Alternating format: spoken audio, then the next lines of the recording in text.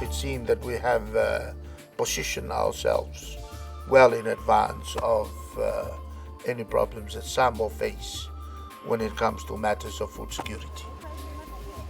Samoa is an advanced program for food security. So I think this is the only country in the region, and I think in the world too.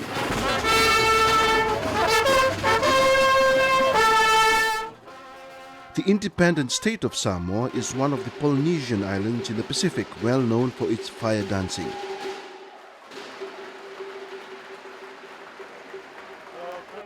With a population of around 200,000 people, the economy of Samoa has traditionally been dependent on development aid, family remittances from overseas, agriculture and fishing.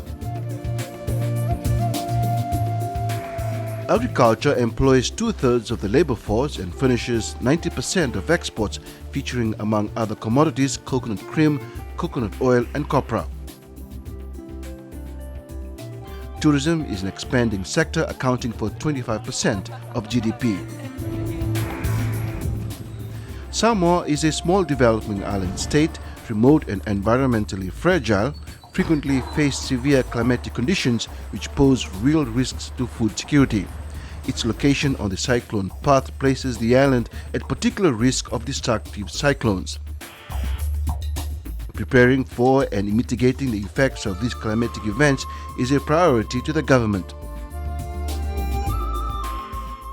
The country has been working to overcome the challenges of climate change and problems emanating from the food crisis.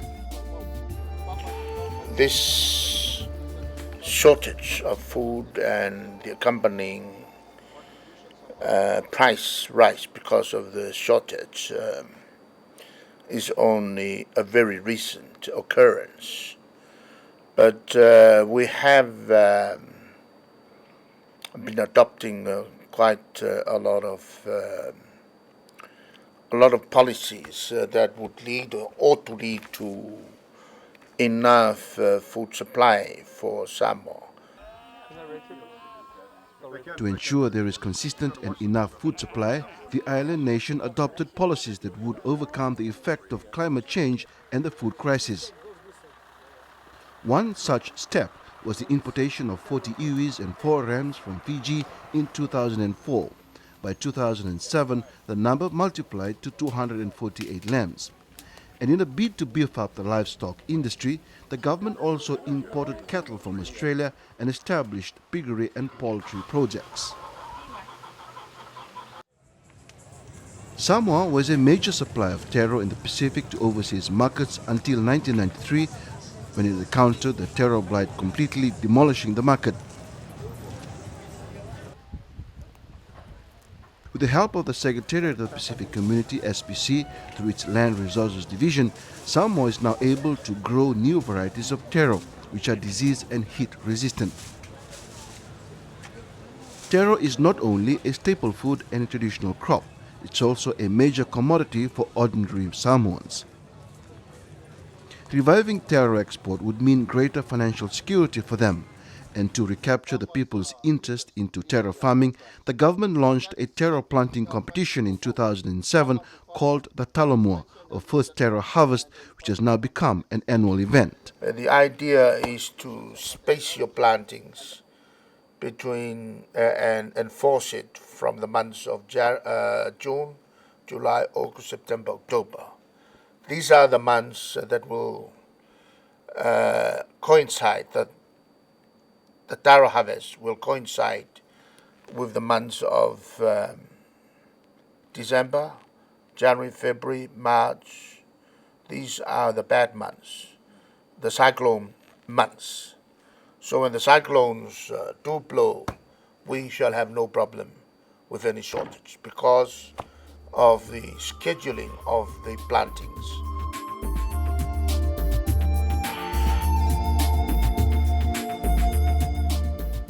The fuel crisis is yet another phenomena also challenging the country today. But after the economic recession in 1984 and during the reform process to stabilize the economy, the country made one of the biggest decisions, that was to lease out the government fuel system to private entities. That ensured the country would always have excess fuel supply for over 3 months, enough to encounter any unexpected event.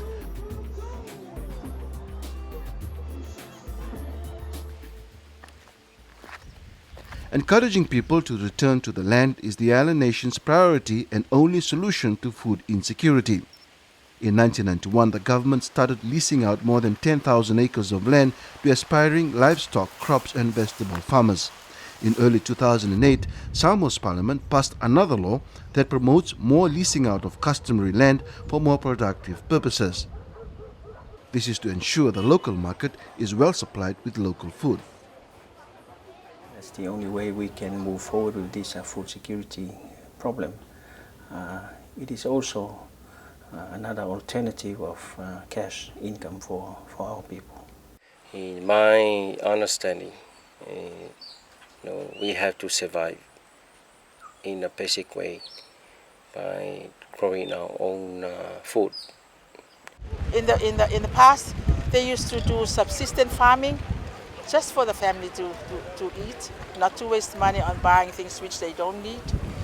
So I think that's the only way Samoans can solve the problem, is to work, use their hands and develop their own land. With its policies and systems in place, the small island state believes it is well positioned to overcome the problems associated with the food crisis. The decision to restructure the economy 10 years ago and the implementation of various development projects aimed at encouraging people to plant and eat more local food and to save more on its foreign reserve has paid off. The island state is not alone in its effort to overcome the food crisis. It seeks and relies on the assistance of regional and international organizations like the SPC and the Food Agriculture Organization FAO for advice, funding and implementation of its agricultural policies and initiatives. At home, it's assisted by the Samoa Farmers and the Samoa Organic Farmers Association. Yes, the FAO is assisting us, as well as SPC. We've got some livestock programs going on, as well as crops, and also in the fisheries area. No, I think our members are working hard, and we won't have any problem with that food crisis and the food security. Samoa continues to work towards improving its policies and systems to ensure that its people are secured financially, have consistent supply of nutritious food, and implement sound and effective policies and programs that teach her people to make the right food choices for better, healthier, and longer living. Local food. Because we're used to it. I don't know if we can do without it. It doesn't taste manufactured, it's real. That's why, because it's real. It tastes real. When I was asked on the television, I say, you tell me that you like rice. Rice is not our food stuff. You only have to eat one piece of taro in the morning, and on the rest of the day you don't feel hungry anymore. And that's the fact.